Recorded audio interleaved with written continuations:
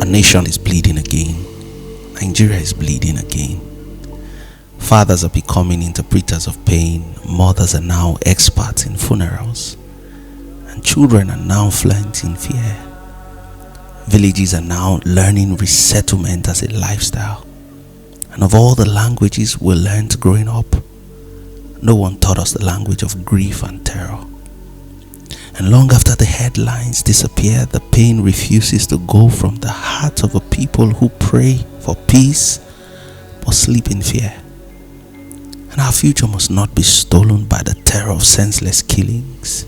Children are inheriting traumas as properties, memories of gunshots instead of bedtime stories, and nightmares instead of futures. Fathers were meant to pass down wisdom, not wounds, and mothers were meant to teach lullabies, not survival code. A nation is collapsing when the strongest shoulders fathers are carrying coffins and the softest hearts mothers are learning to identify their children by the remains after a bomb. The soil of our nation was never designed to drink the blood of its own sons and daughters. So we mourn the victims of these senseless killings across the north and everywhere else. The known and the unknown, the reported and the silent. Some are gone forever, some survived but haven't survived inside. Their bodies breathe but their souls limp. We remember the wounded hearts, the broken communities, the families forced to master a new kind of living, not the kind that is with the people they love, but a kind that is with the pain of losing them.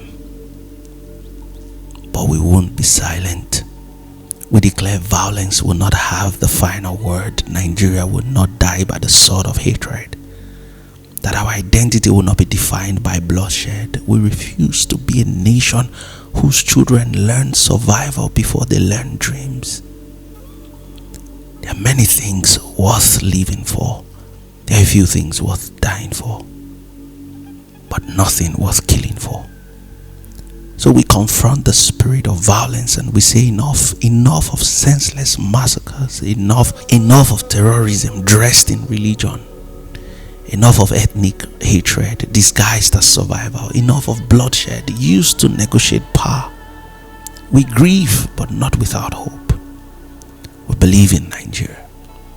A Nigeria where leadership is service, not thrones, where identity is shared, not weaponized, where children carry books, not trauma, where farmers plant crops and not dig graves. And we believe in a northern Nigeria where schools reopen, communities rebuild, industries arise from the dust, displaced families return home, and neighbors can stop counting tribes and start counting blessings. We believe that a nation does not die when its people fall. It dies when its people stop feeling. That as long as we can still cry for strangers, brothers and sisters that we do not even know their names, that Nigeria still has hope.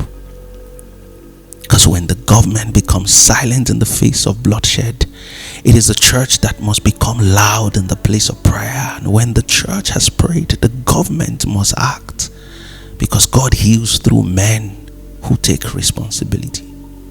So we pray for comfort, for healing, comfort for every grieving family, healing for the wounded in the body and in the soul, strength for those rescuing, rebuilding, defending life and properties, defending the borders of our nation, divine justice over every hidden and public evil. And we'll pray for protection over every region, village, town, city, highway. Peace will flow stronger than anger and bitterness. And let the guns go silent. Let the killers lose appetite for blood. And let Jesus, the Prince of Peace, walk through the north. God bless Plateau, Kaduna, Katsina, Benue, Zamfara, Borno, Yobe, Niger, Kebbi, Sokoto, Bauchi, Nasarawa, Gombe, in every inch of the north. We weep today, but will also rise. We refuse to hand this nation over to fear. We refuse to let children inherit trauma. May God heal our land, restore our dignity, rebuild our unity, revive our industries, and raise leaders with conscience and compassion. May God bless the Federal Republic of Nigeria.